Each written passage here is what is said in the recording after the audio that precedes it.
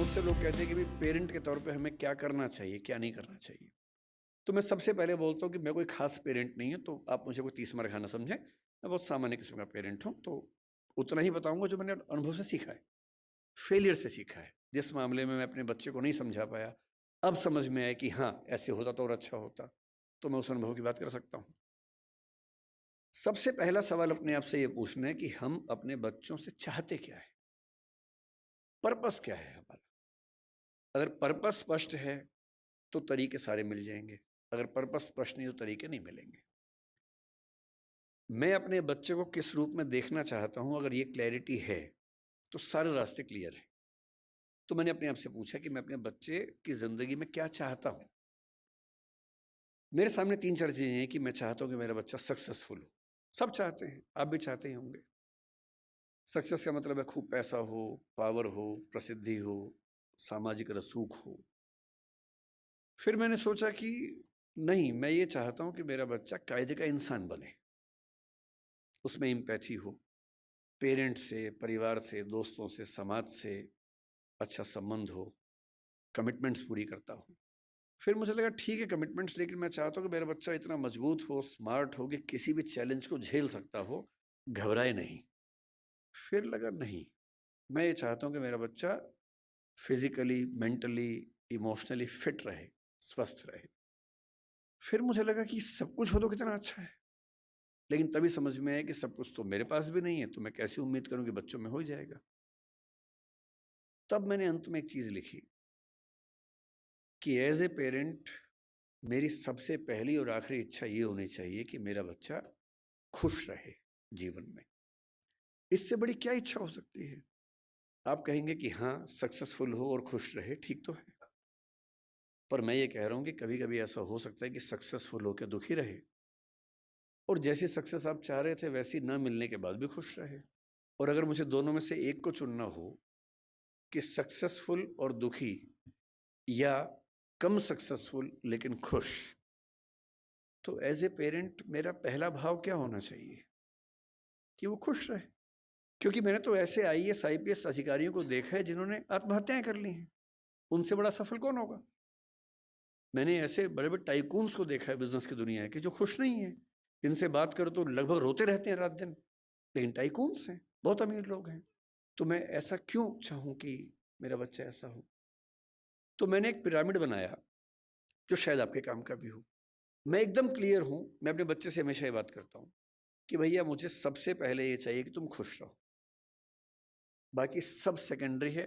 उसके साथ हो जाए तो अच्छा है, नहीं तो मुझे तुम्हारी खुशी से मतलब है, बाकी सब बातें बात की। खुशी कैसे आएगी। खुशी इस बात से आएगी कि मैं उसके ऊपर अपनी इच्छाएं थोपूं नहीं, समझाऊं, परसुएट करूं। अगर मुझे लगता है कि वो गलत रास्ते में, तो मैं समझाऊं कि बेटा ये रास्ता गलत है, रीजन बताऊं, डिस्क्राइब करूं, उसे सही रास्ते पर लाऊं। समझ जाएगा, क्यों नहीं समझेगा बच्चा। पर मैं अपनी जिद में उसके ऊपर उसका करियर इम्पोज करूं, नहीं तुम्हें यही करना होगा, तुम्हें इससे ही शादी करनी होगी, तुम्हें ऐसे ही जीवन जीना होगा। तो मैं ऐसे कई लोगों को जानता हूं जो बहुत सफल हैं और अपने माता पिता से, स्पेशली अपने पिता से नफरत करते हैं। नफरत बहुत भारी शब्द है, लेकिन वो नफरत ही करते हैं। वो कहते हैं कि मेरे पिता ने मुझे जबरदस्ती ये विषय दिलवाया, इंजीनियरिंग करवा दी, मेरी इच्छा नहीं थी। मेरे पापा ने मुझे जबरदस्ती आईएएस का एग्जाम दिलवाया, मेरी इच्छा एकदम नहीं थी। मेरी इच्छा सिंगर बनने की थी। क्योंकि मैं पढ़ने में ठीक था, मैं बन भी गया सिविल सर्वेंट। मैं सिविल सर्वेंट हूं, मैं नौकरी कर रहा हूं ठीक से, पर मुझे मजा नहीं आता है, मैं रोज दुखी होता हूं। और आज भी मेरे पिताजी मुझे कहते हैं, उसने कहा कि मेरे पिताजी मुझे रोज धमकी देते थे कि अगर ये काम नहीं किया तो मैं सुसाइड कर लूंगा, ये कर दो वरना मैं ये कर दूंगा, ये कर दो वरना मैं वो कर दूंगा। और हमारा पूरा परिवार उनके खौफ में जिंदगी जीता रहा। हम सब सफल हैं उनके दबाव की वजह से। पर 3 दिन पहले मेरे पापा ने, फिर ये बात 10 साल पहले की कर रहा हूं मैं, 3 दिन पहले मेरे पापा ने मुझे फोन किया मेरी शादी के लिए। अब मुझे मार पीट के सिविल सर्वेंट बना दिया है, जो मेरा मन नहीं था। आप कह रहे हैं बेटा लड़की फाइनल कर दी है, इससे शादी करनी है, और मैं किसी को जवान दे चुका था। मैंने कहा पापा मेरी किसी से बात हो गई है। बोले बेटा आत्महत्या कर लूंगा। और उसने कहा कि आज मेरे मन में पहली बार आया कि बोलूं कि कर लो, मैं रोज करूं इससे अच्छा आप एक बार कर लो, मैं 15 साल से कर रहा हूं, एक बार आप भी कर ही लो पापा। अगर इतना इम्पोज करके आपने सफल बना भी दिया तो अपने प्रति जो नफरत पैदा कर लेंगे वो ज्यादा भारी पड़ेगी। इसलिए बच्चे की खुशी का मतलब है ऑटोनॉमी, उसकी इच्छा का सम्मान। हाँ, जहां वो गलत है समझाइए, परसुएट कीजिए, कन्विंस कीजिए, दबाव नहीं। जिसकी जिंदगी में एक मिशन हो, अपने मन का काम हो और ठीक ठाक से रिश्ते हों, दो चार, एक दो बढ़िया दोस्त हों, परिवार ऐसा हो कि जहां आके उसको मजा आता हो, शाम को घर आते हुए अच्छा लगे, ये नहीं कि अब रात गुजारने के लिए जाना ही होगा। उससे सुखी जीवन किसी का नहीं है। और इसलिए मेरा तो उसूल ये है कि दबाव डालकर अपने बच्चे से कुछ भी ना करवाना है, ना सोचना है। उसके बाद सारी बातें आती हैं।